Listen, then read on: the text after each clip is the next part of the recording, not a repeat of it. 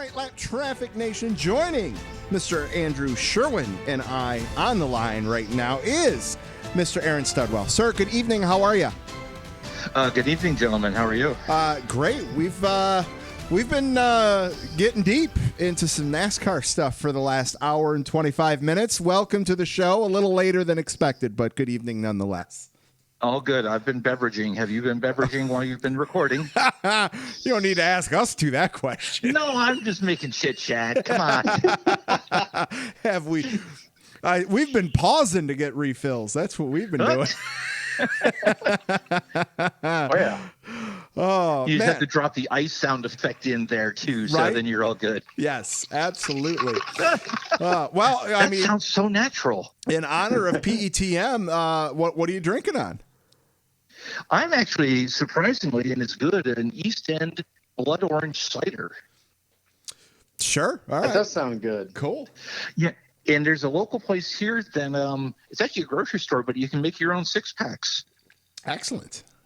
Yeah, so it's a nice selection. So just something a little different. Very cool. Sherwin, what are you still drinking on over there? I got Maker's Mark and Coke Zero, but I'm never very far away from Fireball. It sounds like it might be close to that time. I'm just saying. Well, I'm fixing to be out. Actually, I'm fixing to take my last sip of it, and then there's no more Fireball in the house, and I am not in a condition to go get more, which is a good thing. That's almost a national emergency right there. You're right. At Fireball. Well, I could walk to the ABC store from here, but in North Carolina, they close liquor stores at 9:00. Oh, yep. You are. Wow. You are out. I'm officially out of Fireball right now. Yes. Until what time do they open up in the morning? Well, I have to work, so Right. it'll be about 6 I don't o'clock. understand your point. Right. What do you mean? You got... Oh, that's funny. All right, Aaron, let's do this. We've obviously been talking about the schedule. Obviously, I'm not going to ask you to pinpoint predict the weather for Phoenix on March 14th, although we probably know what it's going to be. So we'll just pick a couple spots, maybe some new tracks and some new locations for some races. And you can just give some general trends, I think would be pretty cool.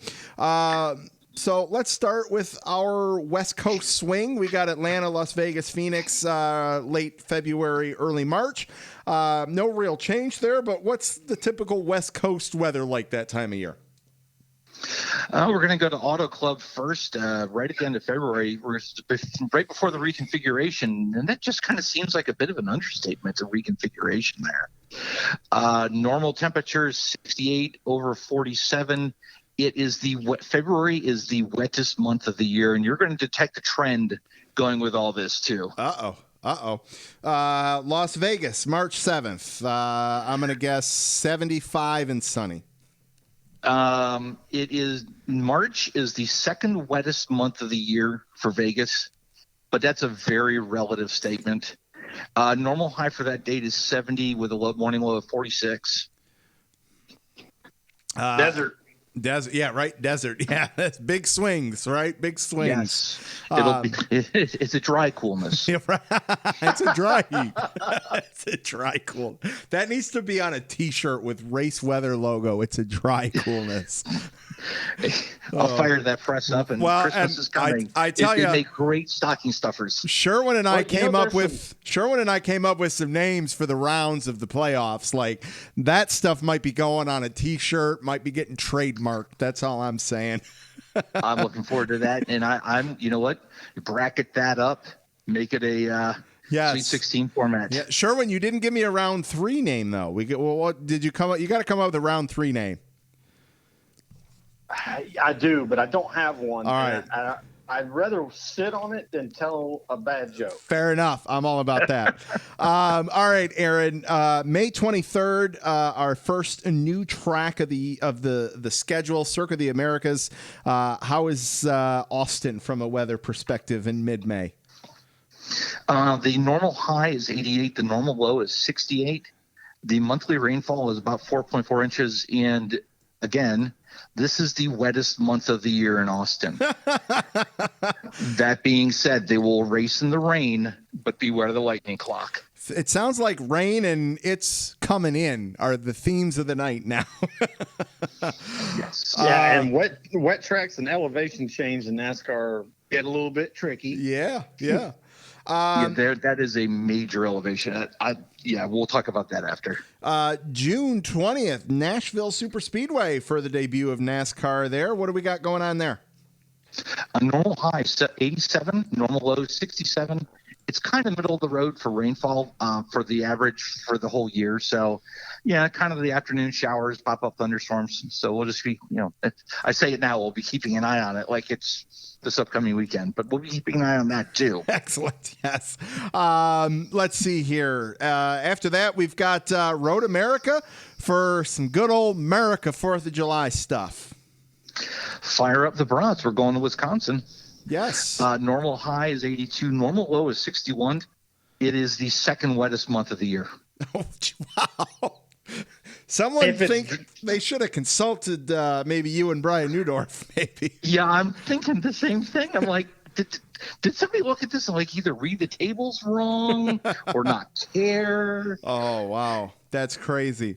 And then let's see. We've got Atlanta twice this year in some different spots. We've got Darlington. What are we looking at there? I want to do the Atlanta one first. July 11th, normal high 89, normal low 71. So that is almost the hottest day of the year. In July is the wettest month of the year. Wow. I can attest to this. Yes, I know.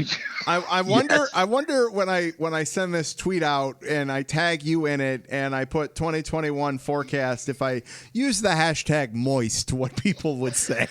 Oh, and people just love. That word. I know they do. I know that they do. So let me interject here real quick. Just tell another anecdotal story.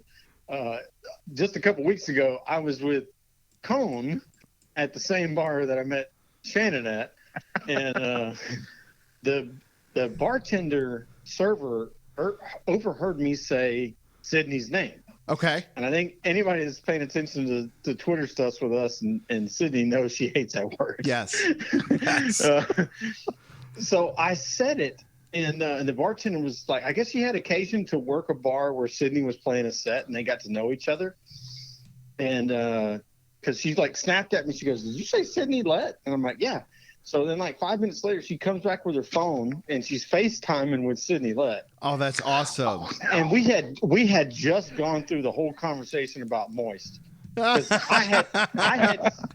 I had said the word inadvertently based on the conversation that we were having, and of course everybody giggled like we're all 16 again, and because we are. Sure. And so I said it to her over FaceTime. She's like, "Oh my God." It was just kind of a funny moment. like a bartender I've never met in my life, never seen him before, heard me say a name. She knew the person. She FaceTimed her, hands me her phone, and says, "Hey, why don't you say hey to Sydney?" That's fantastic. That's amazing. That's great. I love that kind of stuff. That's fantastic. All right, Aaron, how's the Darlington race looking? May 9th, average high is 82. The average low is 56, which is actually a little surprisingly cool. And we're going to break the trend here. May in Darlington is actually one of the drier months of the year. Ooh, all right. Weekend so what I hear is rain at Darlington. Yes. Oh, that's great. All right. Anything else you want to highlight here, sir? How's any update to the torrential inches of rain getting this weekend at the Roval? Still on track. Hurricane Delta's forecast make landfall tomorrow night. Poor Cameron in Lake Charles, Louisiana. They're going to get nailed again. Last I saw, Cameron still had about 25% of its power out across the parish. And then that's going to bring rain up, higher chance of rain than a couple days ago for Saturday and into Sunday. And just this morning, I've added risk of thunderstorms on both days. So I know. New Dorp will be on on the clock, and I'll be texting my business contacts as well. So there we go. You guys have had it easy the last couple weeks, so it's time to get back to work. Apparently, I know. I'm demoing some lightning software, so I can like put the radius rings on and have it even a little bit before NASCAR has it. Nice. And I got to log in today. Yeah, but I was locked out because I hadn't used it in so long. Oh wow! And I'm like, can I have my access back for 1 week, and then we'll talk about my buying this? There you go. Nice. All right, gentlemen, let's wrap with this. We got a new schedule. Let's assume and have some hope that fans and all that and media and all that is somewhat back to normal next year. Sherwin, let's start with you. Give me your 3, 4, what are the must races that we are going to find Sherwin in the PETM podcast at next year? You mean outside of the ones that we would go to anyway? Yes, sir. Okay, so you can throw Bristol and Darlington and Atlanta in the right category. Yes. So for me, number one is Austin. And I know because I had just as much energy around it as Rusty did, as I spoke to earlier in the show. He's like, Austin country music and racing on a road course. And I was like, book it, we're going. And then for me, I've always wanted to go to Road America. Wow. Hey, we can pick up in Chicago and drive the rest of the way up. Well, and I've already been back and forth with Brett about going to the Cup Indy Double on the road course. So excellent. Those are probably the 3 that I've never seen before that might hop on the schedule. Excellent. Studwell, what about you? I want to go with Sherwin and Circuit of the Americas. I've been there for Formula One. I've been there for Rallycross. It is an amazing facility. It is beautiful. It is convenient. It is great. I've been in there in the mud. I've been in there in the rain. I've been there on sunny days. It is the premier. If you think Formula One venue and just the level of services and the level of everything you get there, Circuit of the Americas, and the racing is going to be phenomenal. The Indy road course is definitely on the list. That'd be a nice birthday present to myself, throwing it right in there, and then maybe even have the road to MIS. And then Darlington in May. I've been to Darlington before, and I'm not going to exclude ones I've been to before, but Darlington in May. I just love that track. I love going there, and the chance to go back for a different time of year would be nice. Excellent. No, I'm with you there. Obviously for me, my is obviously Michigan. It would have been Chicago. I think Atlanta needs to happen again. I'd love to get back to Darlington again, but I mean, if I had to pick the one, for me, I've been to Nashville once for work, and we partied when we went to Nashville. I think that's something I could even drag Lindsay to and make a little thing out of it. There's talk at work of being able to roll over some extra time off to where Brandon might have 30 days off next year to play with from a time off perspective. Brandon's going to some races next year, if, fan permitted, media permitted. So, and I'm used to going to Michigan in June around that time, and there's no MIS June date. So to me, that Nashville race is looking pretty tempting to be able to say I went to the, a new one like that. That's up there. Bristol, Martinsville are obviously on that list. And, you're going to see lap traffic around the schedule next year. Let's just say that.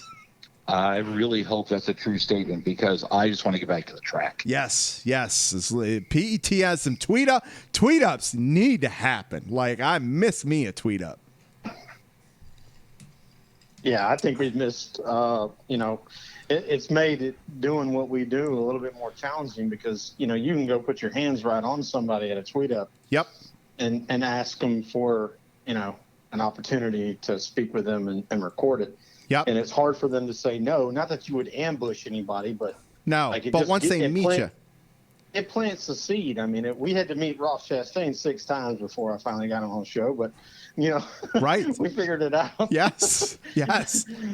But if we hadn't have met him 6 different times, well, I probably never would have got him. Sure. Yeah. Yes. I'm with 7 you. times the charm, and you build those relationships and you build that trust. Absolutely.